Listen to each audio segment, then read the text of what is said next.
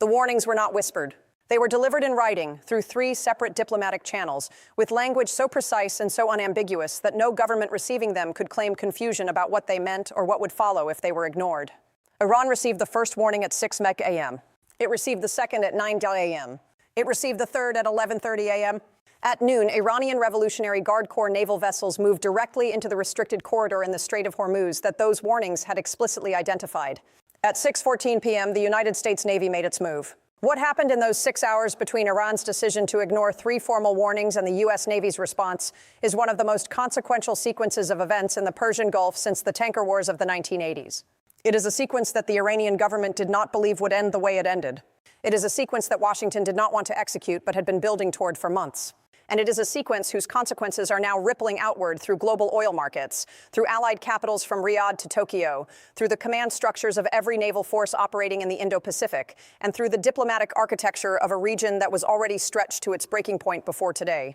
This breakdown covers exactly what Iran did, exactly what the U.S. Navy did in response, what was happening inside both governments during those 6 hours, why Iran made the calculation it made, and what the next 72 hours look like for a Persian Gulf that has just witnessed something it has not seen in 4 decades. Every question gets a complete answer here. The Strait of Hormuz is 33 kilometers wide at its narrowest point. Through that 33-kilometer gap flows approximately 21 million barrels of oil every single day, representing roughly 21% of total global petroleum consumption. The nations of Japan, South Korea, India, and China are collectively dependent on that corridor for between 60 and 80% of their crude oil imports. When strategists and economists talk about choke points, about the specific geographic vulnerabilities that can destabilize the entire architecture of the global economy in a matter of days, they are talking about this strait. They have always been talking about this strait. Every American president since Jimmy Carter has maintained as an explicit cornerstone of U.S. naval policy in the region that the Strait of Hormuz will remain open. Not as a preference, not as a goal, as a red line backed by the largest naval presence the world has ever sustained in a single body of water. Iran has understood this for 4 decades. The IRGC Navy, a separate and politically more aggressive naval force than Iran's conventional Navy, has spent those 4 decades probing the edges of what American patience in the strait will tolerate. Harassment of commercial vessels, seizure of tankers operating in disputed zones, swarm tactics against U.S. Navy ships, mine-laying operations in international shipping lanes. Each escalation designed to demonstrate Iranian capability and resolve without crossing the threshold that would trigger a direct military response. The strategy worked, more or less, for 40 years because both sides tacitly understood the threshold and both sides, despite the rhetoric, were careful not to cross it permanently. Today, Iran crossed it. Not accidentally, not through miscalculation, and not through the fog of war ambiguity that gives both sides plausible deniability. Iran crossed it deliberately, with full knowledge of the warnings it had received, and with a political calculation that turned out to be catastrophically wrong. The sequence begins at 5:47 a.m. local Gulf time when U.S. Fifth Fleet headquarters in Manama, Bahrain detected unusual IRGC naval movement near Larak Island at the eastern approach to the strait. 4 IRGC fast attack craft and 2 larger patrol vessels were moving in a formation that did not match any routine patrol pattern in the database. The movement was not itself a violation. It was a precursor signal, the kind of repositioning that precedes an intentional provocation rather than an accidental one. Fifth Fleet commanders recognized the pattern immediately because they had seen versions of it before. At 6 a.m., the first formal warning was transmitted directly to IRGC Naval Command through the Maritime Communication System, a hotline established specifically for de-escalation communication in the Gulf. The warning stated clearly that the formation's current trajectory would bring it into a restricted corridor designated under the Maritime Security Framework that the United States, United Kingdom, and 9 other nations had jointly established 14 months earlier. It stated clearly that entry into that corridor by armed IRGC vessels without prior coordination would be treated as a hostile act. It requested an immediate change of course. The IRGC formation held its course. At 9 a.m., with the formation now 34 kilometers closer to the restricted corridor, the second warning went through the same channel with the same message and an explicit escalation of language. It was not a request this time. It was a notification of consequences. At 11:30 a.m., the third warning was delivered simultaneously through the Maritime Communication System through a message relayed via the Swiss Embassy in Tehran, which represents U.S. interests in Iran, and through a direct communication from the U.S. Secretary of Defense to Iranian authorities that defense officials have described as the most direct and unambiguous language used in any communication between the 2 governments in years. At 12 p.m. exactly, 4 IRGC fast attack craft crossed into the restricted corridor. 2 of them positioned themselves across the traffic separation scheme used by commercial tankers transiting the strait. The other two took up flanking positions on either side of a Singaporean-flagged crude oil tanker carrying 2.1 million barrels of Saudi crude bound for South Korea. The tanker's captain immediately broadcast a distress signal. The IRGC vessels ordered the tanker to stop and prepare for boarding. While the IRGC was executing its corridor seizure, two events were happening simultaneously that the initial reporting on this story has almost entirely missed. At 12:03 p.m., the moment the distress signal from the Singaporean tanker was received at Fifth Fleet, three other commercial vessels in the Strait's eastbound traffic lane reduced speed and began requesting guidance from maritime authorities. Tanker captains in the Strait communicate constantly during periods of tension, and the word of an active IRGC boarding attempt spreads through that community in minutes. Within 22 minutes of the tanker's distress signal, 11 additional commercial vessels had either stopped, reversed course, or requested emergency routing away from the Strait. That is 11 vessels representing a combined cargo value of approximately $4.3 billion in oil and liquefied natural gas halted by a single IRGC action. The Strait did not close, but it flinched. And a strait that flinches is a strait whose reliability as a global shipping corridor is immediately and measurably damaged regardless of whether it fully closes. At the same moment, oil futures markets in London and Singapore, which operate around the clock, registered the distress signal and the tanker halt simultaneously. Brent crude moved $4.7 per barrel upward in 11 minutes. The market did not wait for the U.S. Navy's response. It priced the threat immediately, and it priced it hard. The 6 hours between noon and 6:14 p.m. were not hours of American hesitation. They were hours of American preparation executed with a precision that the IRGC had not fully modeled in its operational planning. At 12:08 p.m., USS Paul Hamilton, an Arleigh Burke-class destroyer that had been operating 67 nautical miles from the Strait, received its movement order and began closing at maximum speed. At 12:19 p.m., USS Bataan, an amphibious assault ship carrying a Marine Expeditionary Unit, received its own movement order. At 12:34 p.m., P-8 Poseidon Maritime Patrol aircraft already airborne over the Gulf of Oman redirected toward the Strait's eastern approach. At 1:15 p.m., the commander of U.S. Naval Forces Central Command convened a battle management call that included representatives from the Royal Navy, the French Navy, and the navies of 4 additional coalition partners operating under the Combined Maritime Forces structure in the Gulf. The call lasted 41 minutes. At 2:00 p.m., the National Security Council convened at the White House. The president was briefed at 2:23 p.m. The authorization was signed at 2:47 p.m. From that moment, the response was not a question of whether. It was a question of sequencing. Sources with knowledge of the 2:47 p.m. authorization have described the document as notable for what it did not restrict. Previous presidential authorizations for naval responses in the Gulf had included specific geographic constraints, rules of engagement limitations, and mandatory escalation pauses built into the command structure. This authorization contained none of those constraints. It gave Fifth Fleet commanders authority to act with full operational discretion under standing rules of engagement, which in practical terms meant that the decision about how to respond, at what speed, and with what level of force was placed entirely in the hands of the naval commanders who had the most current picture of what was happening in the Strait. At 6:14 p.m., USS Paul Hamilton reached a position 2.1 nautical miles from the IRGC formation. Its weapons systems were active. Its crew was at general quarters. Over the bridge-to-bridge radio frequency used for direct maritime communication, the commanding officer transmitted a final instruction to the IRGC vessels to immediately release the Singaporean tanker and withdraw from the restricted corridor. He gave a 10-minute response window. At 6:24 p.m., with no IRGC response received and no change in the IRGC formation's posture, Paul Hamilton moved to within 800 meters of the nearest IRGC vessel. At 6:31 p.m., the IRGC fast attack craft blocking the tanker's path moved. Within 14 minutes, all 4 IRGC vessels had withdrawn from the corridor. The Singaporean tanker resumed its course. The Strait reopened. The immediate tactical outcome looks clean. The IRGC backed down. The tanker was released without a shot fired. The Strait reopened. But the clean surface of the immediate outcome obscures the strategic complexity underneath it, and that complexity is where the real story of today lives.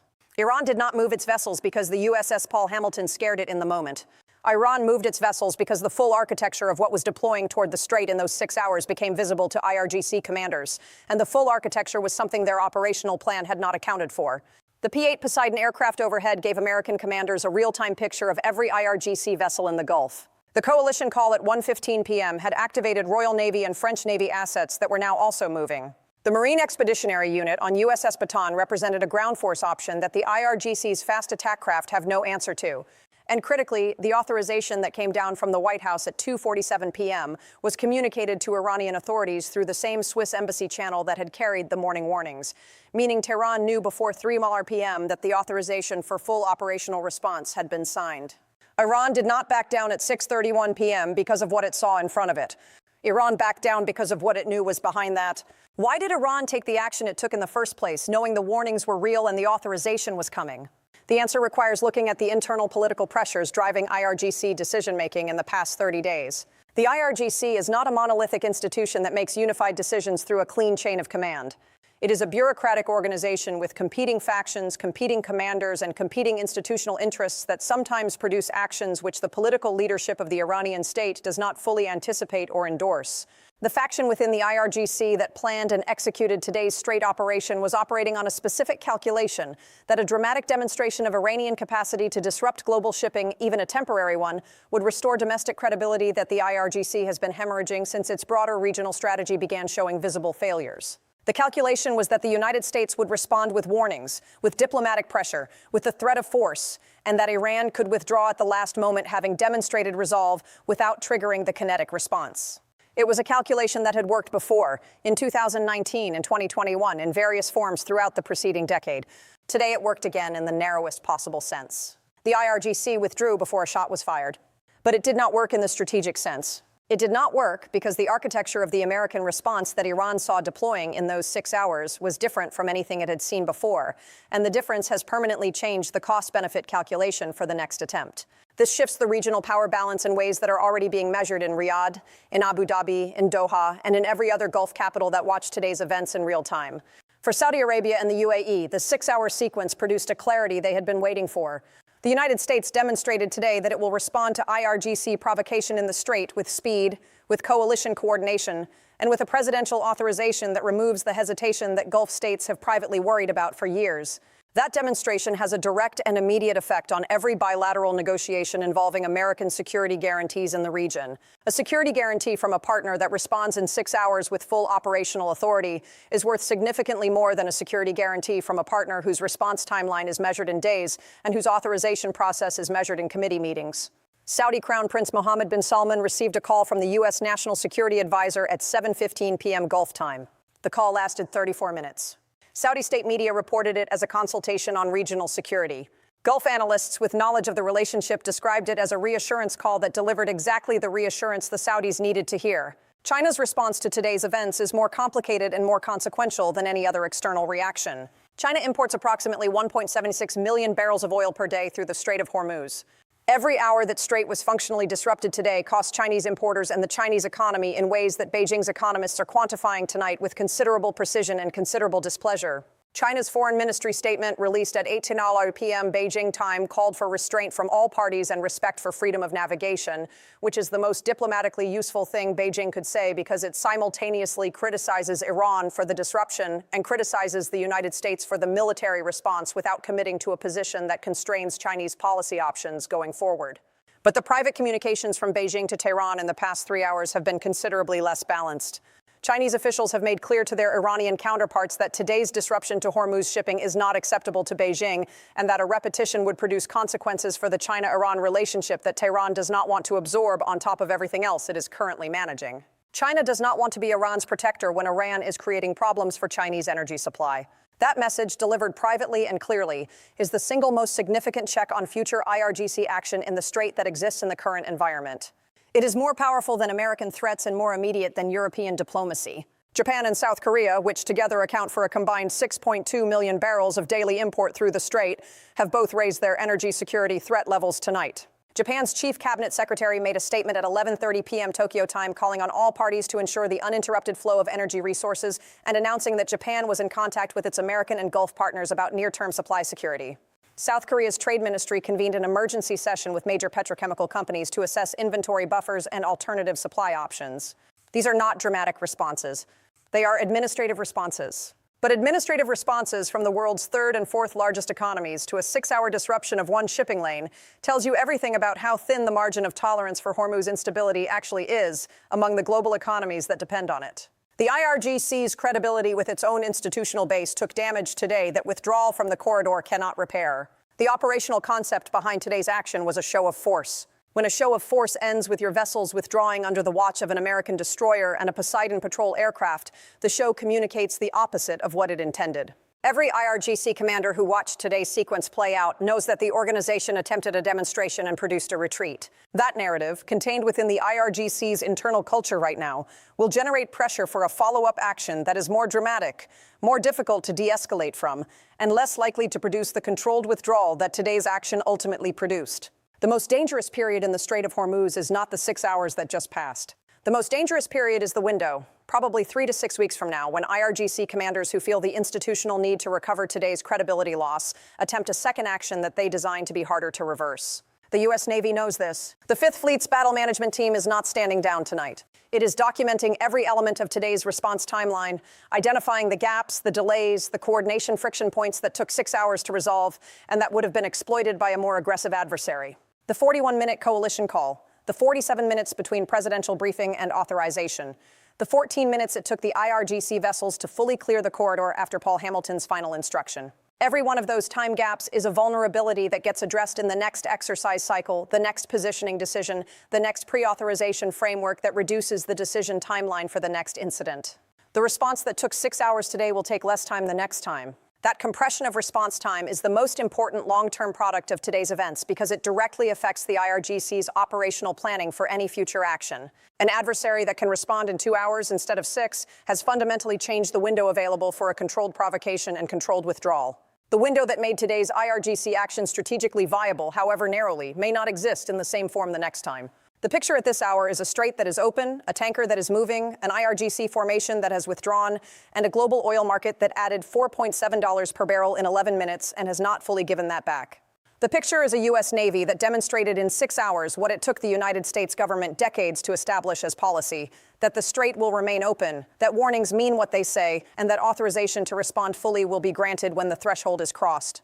The picture is a Chinese government that is publicly calling for restraint and privately telling Tehran that its patience with IRGC naval adventurism has a limit that today brought several steps closer. The picture is an IRGC institutional culture processing a withdrawal that its commanders will not describe internally as a defeat, but that every external observer can measure precisely as one. And the picture is a 3 to 6 week window in which the pressure to recover that institutional credibility is building inside the IRGC faster than the diplomatic architecture designed to prevent the next escalation is being constructed. Watch the IRGC's naval posture in the coming weeks. Watch whether Chinese diplomatic language toward Iran hardens or softens in its public and private communications. Watch whether the U.S. Fifth Fleet adjusts its pre-positioned asset locations in the Gulf in ways that suggest it is shortening its future response timeline. Those 3 indicators tracked together will tell you whether today's events produced a genuine recalibration of IRGC behavior in the Strait, or simply a tactical pause before a second attempt that is designed to be harder to reverse than this one.